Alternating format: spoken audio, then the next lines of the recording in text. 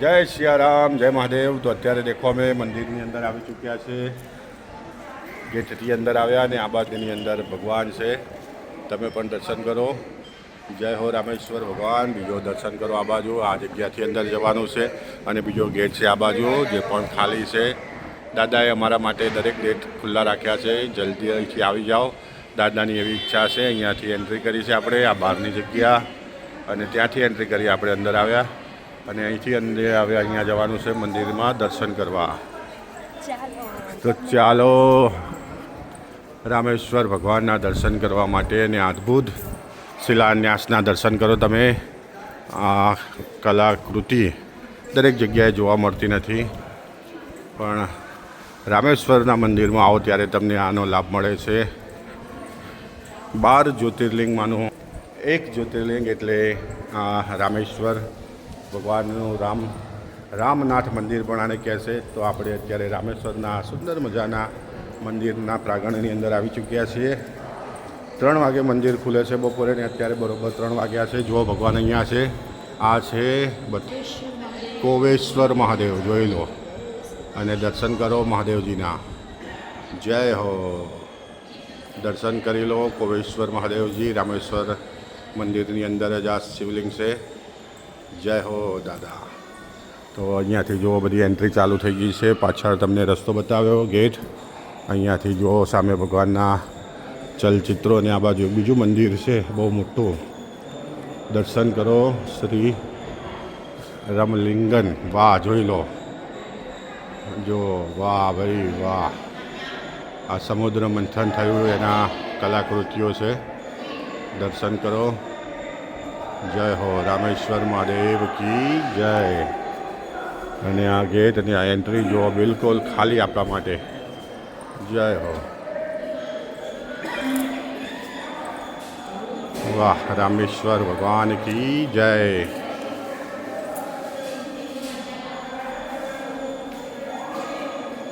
જય શ્રી રામ। રામેશ્વર મંદિરમાં એન્ટ્રી થઈ રહી છે। જય હો, 2 જણા જઈ રહ્યા છે પતિ પત્ની ભગવાનના દર્શન કરવા। રામેશ્વરમ ભગવાનની જય। વાહ, બધી બાજુ કલાકૃતિઓ। જય હો, જય શ્રી રામ। આ મંદિરનો બીજો ભાગ છે। આમ જો તો આ ત્રીજો ભાગ, આપણે જે ભાગમાં હતા એ બાદ એની એક ઓપોઝિટ સાઈડમાં મેં આવ્યા। અહીંયા જો આ રથ સાથે અહીંયાથી જવાય છે અગ્નિતીર્થમાં સ્નાન કરવા માટે જવાનો ગેટ। તો આપણે જઈએ દરિયે। જય હો, જોઈ લો બંને સાઈડો દુકાનો, અને સામને જવાનું છે આપણે દરિયે। જય હો, દરિયે મળીએ છીએ તમને। મારી પાછળ તમે બોર્ડ જુઓ, વાંચી લેજો અગ્નિતીર્થમ, અને તમને દર્શન કરી લો દરિયાના। જય હો, આ એ દરિયો છે જે દરિયામાંથી પ્રભુ શ્રી રામ પોતાની સમગ્ર સેનાને લઈ અને લંકામાં ગયા હતા। આ જગ્યા ઉપર પ્રભુએ 3 દિવસ તપ કર્યું હતું, અને પછી રામ ભગવાનના સમક્ષ મહાદેવજી પ્રગટ થયા હતા।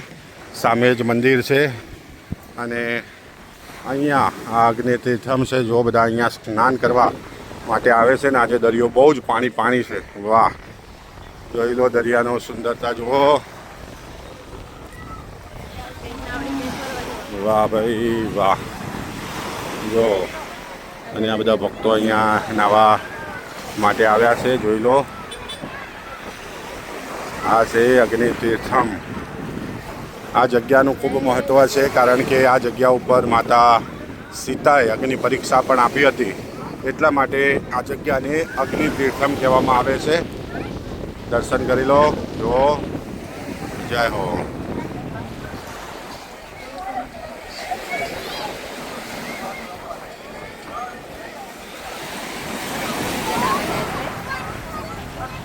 વાહ, બ્લુ ગ્રીન પાણી છે, મસ્ત ને જોઈને એમ થઈ જાય નાવા જતા રહીએ અંદર। જો પેલા ભાઈ કેટલા ઊંડે સુધી ગયા છે બધા। વાહ, તમારે પણ નાહવું હોય તો જલ્દીથી આવી જાઓ રામેશ્વર, અને ડૂબકી મારી લઈએ આપણે પણ જોડે જોડે। રામેશ્વર ભગવાનની જય। જય હો અગ્નિતીર્થ ભગવાન, જય દરિયાદેવની જય। એવું કહેવામાં આવે છે કે અહીંયાથી 20 કિલોમીટર જ સામે શ્રીલંકા છે અને અહીંયા આગળ જે આ બધી બોટો પડી છે સામે આ બોટ અને એ બધો સીન આપણે બધાએ પુષ્પા 2 પિક્ચર જોયું હતું એની અંદર લેવામાં આવ્યો હતો. આગને ગેટની બરાબર બાજુમાં બોટો જે બધી બોટો બતાવી હતી એ બધી આ જગ્યા છે, એનું શૂટિંગ અહીંયાથી લીધું હતું. જય હો. જે ચંદનના લાકડા બોટો રહી ગઈ હતી એ આ બધી બોટો હતી. અહીંયા સામે છે પેલી બાજુ બીજી રહી, ત્યાં આની પાછળ ત્યાં વધારે બોટ છે, પેલી સામે રહી જો આ રહી, એ બધી જગ્યાનું શૂટિંગ હતું. ને સામે છે શ્રીલંકા. જય હો. જેને શ્રીલંકા જવું હોય ઝડપથી આવી જજો. જય મહાદેવેશ્વર ભગવાનનો આ ચોથો ગેટ છે. આ ગેટથી તમે એન્ટ્રી કરો એટલે અહીંયા 25 રૂપિયા તમારે કૂપનના લેવાના છે.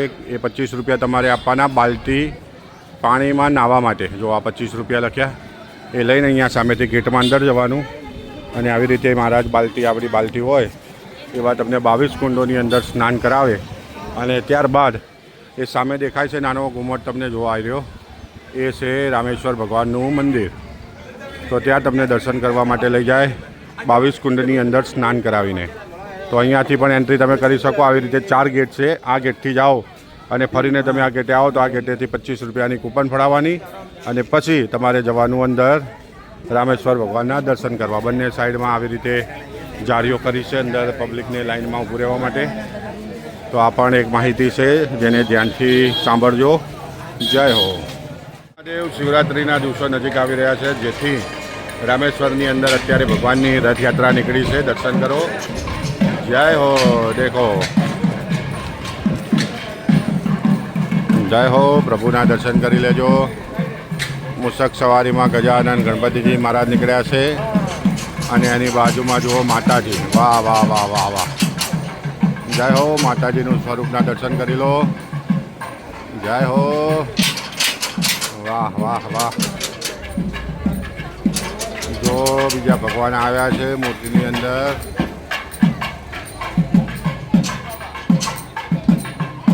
ભગવાનનું મુખ બીજી બાજુ છે, આપણે જોઈએ.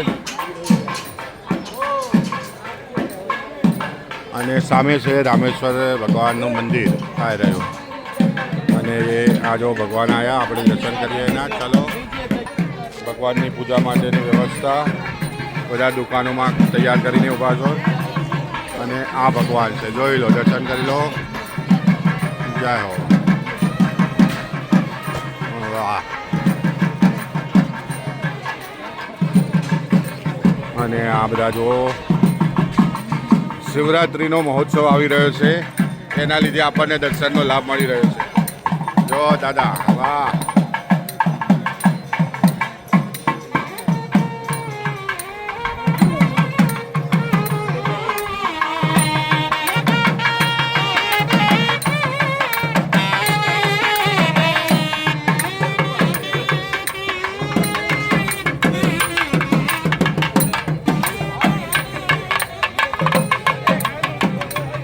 ભગવાન આવી રહ્યા છે. આરતી લઈ લો. જય હો.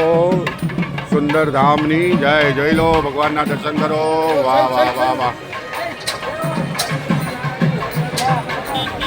જય મહાદેવ. જોઈ લો, ભગવાન આવી રહ્યા છે. દર્શન કરી લેજો.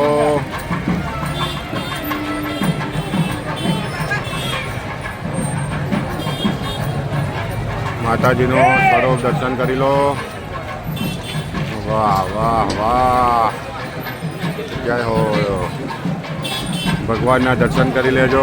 ભગવાન બિરાજમાન છે, પલોટી વાળીને બિરાજમાન થયા છે. પૂરેપૂરી રથયાત્રા અહીંયાથી નીકળી રહી છે. દેખો છેક સુધી અને સામે રામેશ્વર ભગવાનનું મંદિર. જય હો. પબ્લિક બધી દર્શન કરી રહી છે.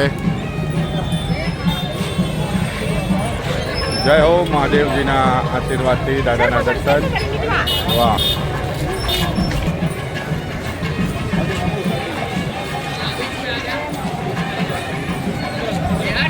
પાછળ બીજા ભગવાન આવી રહ્યા છે. જુઓ.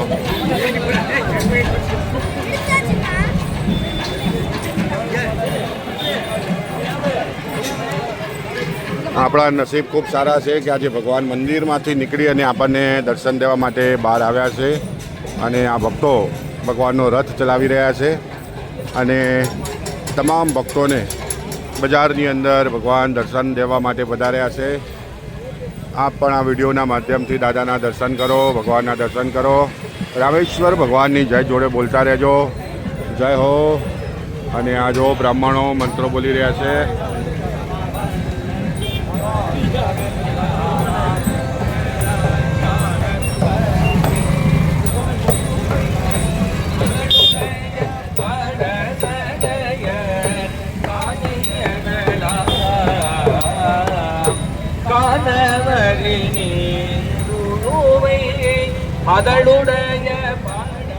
જય હો.